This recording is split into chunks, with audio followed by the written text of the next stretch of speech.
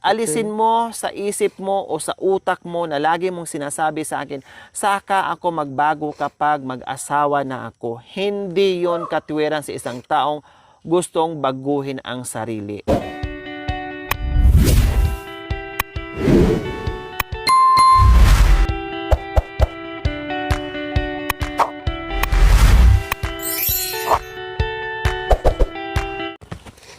So ayan po mga kabayan, no, nagkasalubong kami ni Marwin kung saan dito sa itaas sa bahay ni Tatay Romy, no.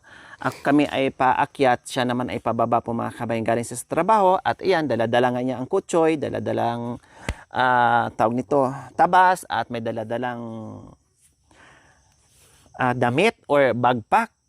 Ilang beses ko pong sabihin mga kabayan paulit-ulit, hindi po namin kinu-question yung pagtatrabaho, pagsisipag nila, no, yung pamamasyal nila o barkada nila mga kabayan, hindi po namin sila pinagbabawalan. Ang pinagbawal po namin mga kabayan na mapariwara sila at ang pinagbawal po namin mga kabayan na lagi kong sinasabi kay Marwin, Marwin, hindi kita pinipigilan sa pag-iinom mo. Uminom ka, pero marunong kang mag-limit, no? Limitahan mo ang sarili mo. Kasi nangyari na nga sa iyo, nakamuntikan ka ng nabalian, di ba? Ilang araw kang hindi mo maitaas yung ano mo, yung braso mo. Hinihilot ka ni Tatay Marwin, hinihilot ka ni Tatay Romy. Dahil hindi ko alam kung saang bangin ka dito na nahulog na anong oras ka na nakawi ng bahay dahil sa inom. Tapos sige ka drive, lasing, baba akyat ng ng baryo dahil bibili ng alak. O ngayon, nagtrabaho ka Marwin, hindi sa nangingialam sa kita mo. Kumusta naman ang trabaho mo ngayon? Kasi isang linggo ka ata mahigit na nagtrabaho. May sweldo ka naman. Nandun kay Ate Lakaw. Bakit nandoon kay Ate Lakaw? Hindi niya muna binigay, wala pa daw yung pera niya. So ibig sabihin, nagtatrabaho ka, utang mo na ang bayad. Saka na lang kapag meron ng pera, bibigyan ka. Oh, no problem. No problem. Ngayon, bakit napabayaan mo yung uling mo? Walang sako. Walang sako. Papabili nga ako sako. Bakit wala kang sako? Hindi ka nakabili ng sako? Pag nagiram ka ng motor, ayaw pahiram din. So, ayaw pahiram. Dapat ang ginawa mo, Marwin, di ba, nakatanggap ka ng pera? Di ba? Sumbukan kita nun eh. Nung hindi ka nakatanggap ng pera, naalala mo, binigyan ka ng 1,000 galing kay Kuya Lando, kay Sir Lando. Oh. Bukod doon, nakakatanggap ka pa noon ng 500 kapag meron tayong mga lakad. So, ang inisip ko, Marwin, may pera ka nakatabi na sa wallet mo, pati si Tatay Marwin, si Tatay Romy, ikaw at si Kuya Bintot. Kasi binibigyan ko kayo at binibigyan din kayo ng sponsor na kahit papaano. Ang sako, nagtag-10 lang at tag-15 lang, ay hindi mo nabili na may pera ka naman sa wallet mo. Hindi kita bibilhan ng sako kasi alam ko na meron kang pera. Pag minsan, pumunta din yung kapatid ko nang hihingi. Sino? Kuya Binbin. Oh. Binibigyan ko ng 500. O bakit binibigyan mo? Ibibigay mo lahat. At sabi ni Binbin nung nakaraan, ay pumunta sa'yo dito, manghiram ng 200. Sabi mo, wala kang pera. Panay-lasing ka. Binigay ko sa kanya 500. Kailan? Umakyat tayo dun. Noon umakyat tayo. Ibig ko sabihin, itong nakaraan, di ba, noong isang araw? O, pumunta sa'yo. Nanghiram daw ng, ng 200. Sa yun, nagtatrabaho ako. Sabi ko sa kanya, hindi pa nabigay yung pera ko. Wala ka daw kahit 200. So, nanghihiram sa'yo daw. Kaya nga nandun yung pera ko sa kanila. Ate Lakaw. So, ngayon, balik tayo doon sa uling, sa sako ng uling, napakamura na ng sako. Makabili ka nga ng 10 o 15, depende sa kung colored or plain, no? Kahit yung tag-10, kayang-kaya mo nang bilhin yun. Kasi ilang beses na kita nabigyan ng tig 500. Ilang beses na nabigyan ka rin ng 1,000. Pinainom ko rin yun, nagbungkal din. Saan? Diyan, nagbungkal. Pinainom? Yan, nagbungkal kasama ko. Nagpainom ka sa nagbungkal na kasamahan mo. Nagbungkal ng uling? Oo, naratnan ni Kuya. No? O, nagpabungkal ka ng uling, bakit hindi nila tinapos? Nagpainom ka pala para bungkalin yung uling, bakit hindi tinapos? At si Tatay Romy ang nagtapos at naghakot. Ano, uminom lang sila doon, hindi na tinapos? Dapat kontrata yun. Oo. Tapos marami akong, kayo, may mga kilala kayong buyer na may mga sako ng libre. Bakit hindi kayo nakikipag-usap? Ako nga, na walang uling, ako tuloy ang nakikipag-usap sa mga nakakasalubong namin na bumibili ng uling na sinasabihan namin, baba kayo doon kay Marwin, baba kayo doon kay Bentot, Mura lang yung kinukuha nila dyan. baba kayo doon. Kasi problema nila, walang sako at kayo na ang bibilis kanila. Mura. Marami kasing nag-uli ngayon. Ang bintahan ngayon, ang alam ko, 200 or 150. 150 kung sa kanila ang sako. 150. 200 kung sa'yo ang sako. Wala eh. Nagsabay-sabay kayo uling eh. Anong gusto mo? Mura bilhin o malusaw yung uling mo na hindi mo mapakinabangan yung pagod mo? Binigay mo na sana dun para wala ka nang iisipin. Oh, nagpakalkal ka pala, nagpainom, pero inubos lang yung alak, hindi inubos yung trabaho. Kasi hindi kita bibigyan ng pera. Pag meron kayong pera, no, ay hindi ibig sabihin na pag binibigyan ko kayo ng pera, pag meron pang mga bilihin, na ako pa rin ang bibili. Binibigyan kayo ng pera ng sponsors na meron kayong maliit na bagay na bibilhin, ay ako pa rin bibili. Kasi binigay ko naman na lahat. Nandyan na yung bigas. O ngayon, naghatid na naman ako ng grocery, naghatid na naman ako ng bigas, no, kape, tabako nyo, bagoong tuyo, bigas, mantika, lahat nandoon. Kape, asukal. May kalahati pa dun. O, So, meron pang kalahati. Pero, ibig kong sabihin nga, ikaw na, galing na mismo sa bibig nyo, hindi kayo nauubusan. Bago paubos, no, paubos pa lang kami, nandyan na naman, naghahatid. Galing na sa bibig mo yan, na meron pang asukal. Siyempre, bumili na naman ako ng 2 kilong asukal, kape na naman. Alam ko na meron pa. Ang gusto ko na hindi sana kayo maubusan. Kailang ngayon, panaylasing ka na naman. Para nakalimutan mo na naman yung usapan natin at mismo ikaw na nagsabi sa akin na ganun ang gagawin mo kasi gusto mo mabago ang buhay mo. Bakit? Tanungin kita, Marwin, yung mga barkada mo ngayon pagdating ng panahon, makakatulong ba sa'yo yan kung magkakaproblema ka, pag nagkasakit ka? Hindi. Oh, hindi pala eh. Alam mo pala. Alam mo pala. Alisin mo sa isip mo o sa utak mo na lagi mong sinasabi sa akin, saka ako magbago kapag mag-asawa na ako. Hindi yon katwiran sa isang taong gustong baguhin ang sarili. Masaya na ang sponsors natin, masaya na ang viewers natin, masaya na ako dahil nakikita namin kayo, ikaw na bago, tumutulong diyan, hanga-hanga sa iyo ang mga nakikita sa iyo. Pero ngayon, binigo mo ang lahat. Hindi lang ako na ako mismo ang nakakita ng personal o ako mismo na nandito actual sa inyo nag-guide. Hindi lang. Kung na-disappoint sila, kung nabigo sila sa iyo, mas lalo kung na-disappoint sa nangyari. Kasi nandoon na yung pagyuyusi mo, hindi namin pinapakailaman. Sinasabihan ka lang na mag-control para hindi ka madisgrasya. Lalo na yung pag-iinom mo. Kasi nagdulot ng mamatay mo kapag nadisgrasya ka ng motor dyan. And then problema sa magulang mo. Saan ba pupunta ang magulang mo? Problemahin ka ng magulang mo, problemahin kita. Paano pag napuno ako, pag napundi ako, bahala kayo dyan. Kaya nga ako napunta ngayon dyan eh. Kasi tinitinan ko kung saan ako, kung paano ko kayo monitor dyan. Tinitingnan ko ang mga anggulo dyan.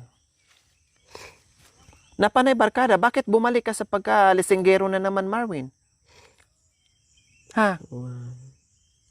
Bakit puro na lang alak ngayon ang nasa isip mo?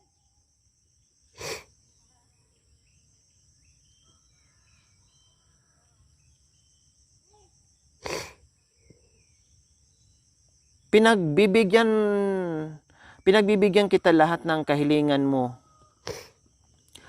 Dahil sa kagustuhan namin na mapaayos ang buhay mo, no? Pero ikaw, hindi mo binibigyan ng pagkakataon ang sarili mo na mabago mo. Hindi naman pwede, Marwin, na lahat ng oras na nandyan ako sa iyo, mag-guide sa inyo. Hindi rin lahat ng panahon, Marwin, na sasabihin ko na ganito. Hindi naman din lahat ng panahon, Marwin, na ako na lang ang may gusto na baguhin ang sarili nyo. Kailangan kayo ay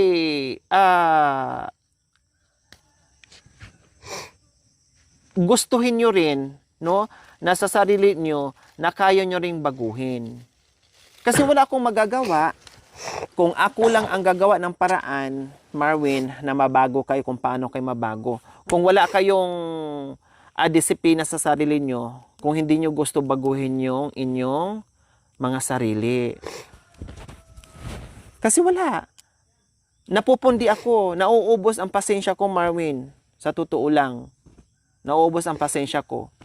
Dahil kung darating ang panahon, Marwin, na ang magiging kawawa na mabalik ang buhay ng tatay nyo sa dati, paalisin ko kayo dyan ni Kuya Bintot.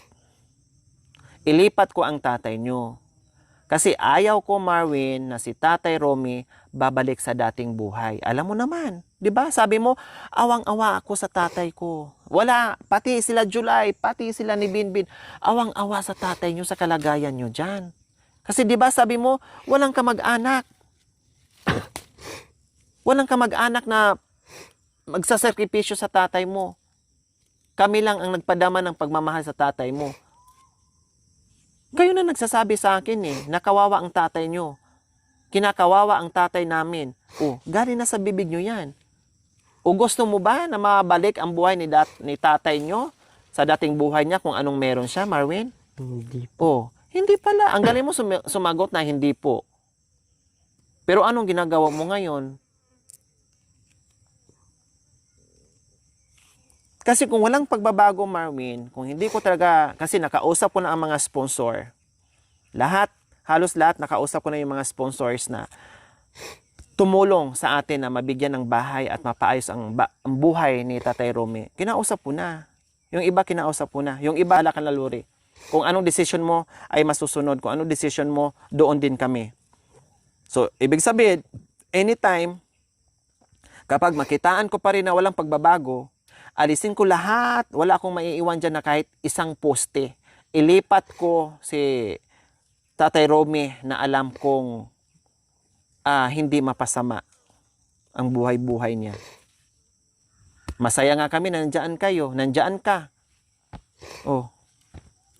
Pero, nagbago ka, sumama ka sa mga taong hihilain ka pababa. Umiwas ka sa mga taong hilain ka paakyat. Na wala ka naman ding mapapala kung sige ka lang bisyo. Ang isa pa, Marwin, na na-discover ko ngayon, kaya sumabog at na-disappoint ako ng sobra-sobra sa inyo, no? Isa pa sa malaking problema ngayon, Marwin, na hindi lang pag-iinom at pagyuyusi ang na-discover ko ngayon. Iba pa. Sinusubukan kita at tinutulungan kita para mabago ang buhay mo. Pero ayaw ko talaga sa lahat ang taong kausap ko na sinungaling. Yan talagang ayaw ko. Kaya nga pumutok na ang butchi ko, Marwin Kasi sigarilyo, kinukonsinti kayo. Dalhan pa ng tabako. Alak, pag nag-request ka ng wine, Red Horse, nandiyan. Pag may mga occasion tulad ng December na nandoon ka sa bahay, pinagbibigyan ko kayo kasi naintindihan ko naman kayo at saka hindi naman kayo naglalasing. Ano lang naman, kumbaga, tagi-isang buti, okay na. Yan na talaga ang bisyo na minsan magnakaw ka pa. Minsan mang-rape ka pa. Minsan kung ano-ano na lang gagawin mo mga kalukuhan, papasukin ng barkada para matustusan ang bisyo. Ako po hindi ako ganun. Ako matagal. Oo, Marwin. Hindi ngayon. Hindi ko naman sinasabi na ngayon mo magagawa. Darating at darating ang panahon. Huwag mong antayin na mangyari sa'yo yun. Kasi ang bagsak mo, kulungan. Yan ang sabi ko sa'yo, mapapasama ka sa ginagawa mo. Yung hindi mo dapat magagawa, nagagawa mo dahil na demonyo na ang utak mo. Kaya nga, Marwin, ako, ayaw ko sa taong sinungaling kasi lalo akong madidemonyo, lalo akong magagalit. Kasi kalaban ko talaga yung taong sinungaling. At saka pahalagahan mo yung taong nagbibigay ng buhay sa inyo. Ibig ko sabihin, mahalin nyo, pahalagahan nyo yung mga taong binibigyan kayo ng liwanag.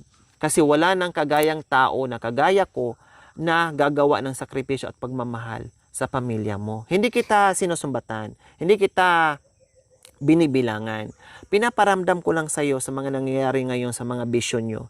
Kasi mukhang napapasama kayo ng bongga at mukhang yung mga nakikita nyo na mga bisyo hindi nyo yung mga nakikita nyo mga bisyo sa nakapaligid sa inyo, yan ang napapansin nyo at ginagawa nyo. Yung mga taong gumagawa ng kabutihan sa paligid nyo, hindi nyo napapansin, nai-ignore nyo.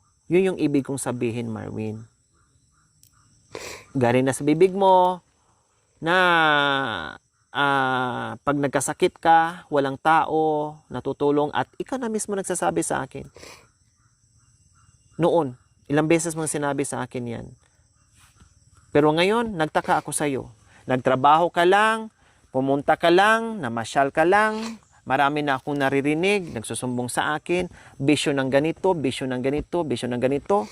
Oh, hindi pala chismis yung mga sinasabi sa akin, totoo pala. Kung hindi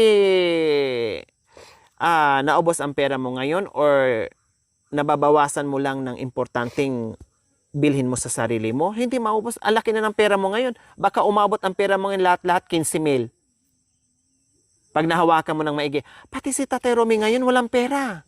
Nasaan na yung mga pera ko mula noon na binibigay ko ni Tatay Romy, Marwin? Bakit 200 na lang ang pera ni Tatay Romy ngayon? Na nakatanggap din siya ng libo-libo. Nakatanggap din ng 500.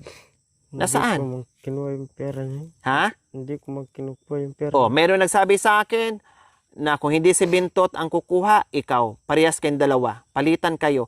Pagpunta ng baryo, inom, pag nabitin, uwi dito kay Tatay Romy, hingi ng pera kay Tatay Romy, bigay Tatay Romy, and then, labas na naman, punta na naman sa baryo. Tinanong ko si Tatay Romy saan ang pera mo? Hingi Bintot, hingi Marwin. O alam nga naman ba sinungaling si Tatay Romy sa akin? Pinakita sa akin yung wallet. Ang nakalkal niya, 250 at 100. Okay lang sana, Marwin, manghingi kayo sa tatay nyo, binili nyo ng pagkain. Kailang hindi rin pwede i-excuse nyo yung pagkain kasi kompleto naman, may pagkain na kayo dyan. Ano pang bibilhin nyo? Tabako nga, binibili ko na. Nakahingi lang ako kay tatay yung 200. Ang pera niya, 200 lang natira sa wallet niya. Dahil dalawa kayo ni Kuya Bintot, hindi alam kung anong pinagagawa niya sa pera. May pera naman kayo. Si Bintot, may pera. Ikaw may pera, si Tatay Romy may pera, bakit pinapakailaman nyo yung pera ng matanda? Dati nawala kayo dyan, nagkakapera si Tatay Romy, libo-libo. Pinapakita sa akin. O ngayon wala na, ang pinapakita sa akin, 200 na lang, minsan 50, minsan 100, minsan wala pa talaga. Kaya ngayon, hindi na kayo makakatikim sa akin ng pera. Pagkain, sige, magpakabusog kayo sa pagkain. Pera, no way na, hindi na. Thank you for watching. Don't forget to like, share, and subscribe.